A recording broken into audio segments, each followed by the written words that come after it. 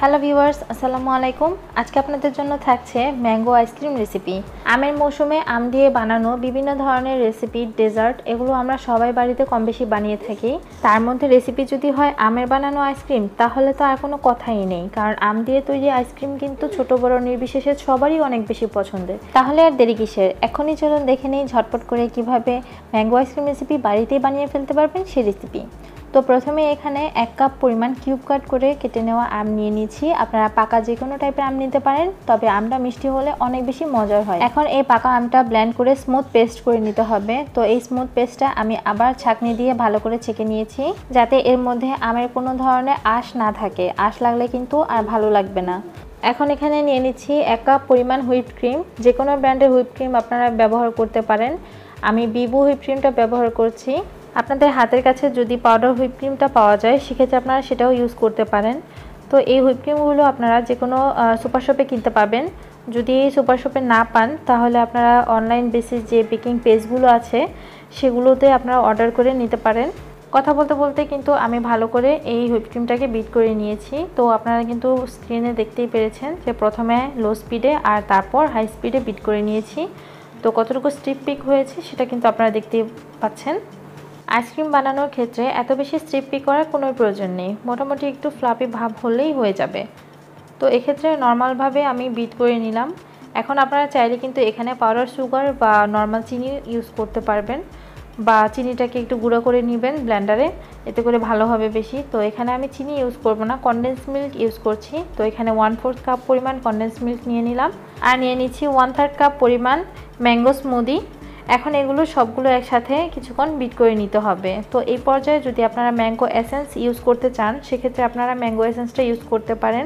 আমি এখানে কোনো প্রকার এসেন্স ব্যবহার করব না, কারণ আমি যে আমটা নিয়েছি সেটার ফ্লেভার অনেক বেশি হাই।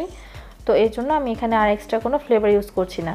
এখন এই আইসক্রিম ব্যাটারটা আমি 2 ভাগে ভাগ করে নিয়ে নিচ্ছি, কারণ ডিজাইন করার জন্য হাফ ব্যাটারটুকুতে একটু ফুড কালার ইউজ করব, যার জন্য আমি যে ডিজাইনটা করব সেই ডিজাইনটা অনেক বেশি সুন্দর দেখা যাবে।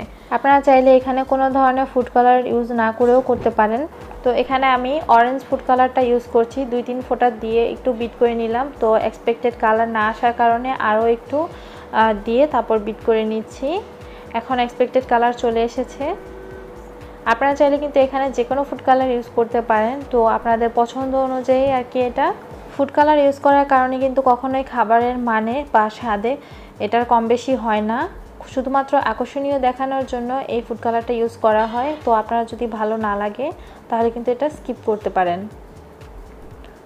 এখন এয়ারটাইট বক্সে আইসক্রিমটা সেট করার জন্য দুটো ব্যাটার থেকে এভাবে নিয়ে নিচ্ছি। আপনারা ভিডিওতে দেখানোর নিয়ম অনুযায়ী দিতে পারেন, বা আপনাদের পছন্দ অনুযায়ী আপনারা ডিজাইন করে নিতে পারেন। এখানে 2 কালারের ব্যাটার থেকে আইসক্রিম নিয়ে তারপর এভাবে সেট করে নিচ্ছি। আমি আমার পছন্দ মতো সাজিয়ে নিচ্ছি, আপনারা আপনাদের পছন্দ মতো সাজিয়ে নেবেন। খানিকটা করে এভাবে দেওয়ার পর ট্যাপ করে বসিয়ে নেবেন। আর এভাবে ম্যাঙ্গো স্মুদিটা আমি পাইপিং ব্যাগে করে মাঝে লেয়ারে লেয়ারে দিয়ে দেব, এতে করে কিন্তু ফ্লেভারটা আরও বেশি স্ট্রং হবে। সাজানোর ব্যাপারটা কিন্তু একদমই আপনাদের উপর নির্ভর করবে। যে কোনো খাবার দেখতে আকর্ষণীয় হলে কিন্তু খেতেও ভালো লাগে, তাই চেষ্টা করবেন যে কোনো খাবার সাজিয়ে গুছিয়ে একটু পরিবেশন করার, এতে করে খাওয়ার মন মানসিকতা আরও বেশি ভালো হয় আর খাবারটাও অনেক বেশি আকর্ষণীয় লাগে। তো এভাবে ভিডিওতে দেখানোর নিয়ম অনুযায়ী আপনারা এভাবে করে নেবেন। আর অবশ্যই একটা জিনিস খেয়াল রাখবেন যে ট্যাপ করতে হবে, এতে করে ভেতরে যে এয়ার বাবলসগুলো থাকে সেগুলো বের হয়ে আসবে। কথা বলতে বলতে শেষ হয়ে গেল আমার আইসক্রিমটা সেট করা। এখন এয়ারটাইট বক্স যেহেতু, এর মুখাটা লাগিয়ে আমাদেরকে রেফ্রিজারেটরে রেখে দিতে হবে 9 থেকে 10 ঘন্টার জন্য, বা ওভারনাইট রেখে দিলে আরও বেশি ভালো হয়।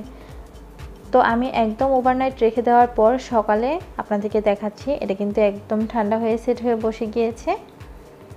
এখন কেটে আমি বাটিতে পরিবেশন করে দেখাচ্ছি। সহজ এবং সিম্পল ওয়েতে দেখানোর চেষ্টা করেছি, আর আশা করছি আপনাদের বুঝতে কোনো সমস্যা হয়নি। তারপরেও যদি আপনারা কোথাও কোনো প্রবলেম ফেস করেন বা আমার কোনো হেল্প লাগবে এমন মনে হয়, তবে অবশ্যই আমাকে কমেন্ট করবেন আর জানাবেন আপনাদের কাছেও কেমন লেগেছে। তো আশা করছি আমার আজকের রেসিপিটা আপনাদের কাছে অনেক বেশি ভালো লেগেছে। আমার জন্য দোয়া রাখবেন, আপনারাও ভালো থাকবেন। পরবর্তীতে নতুন রেসিপি দেখার আমন্ত্রণ জানিয়ে এখানেই বিদায় নিচ্ছি। আল্লাহ হাফিজ।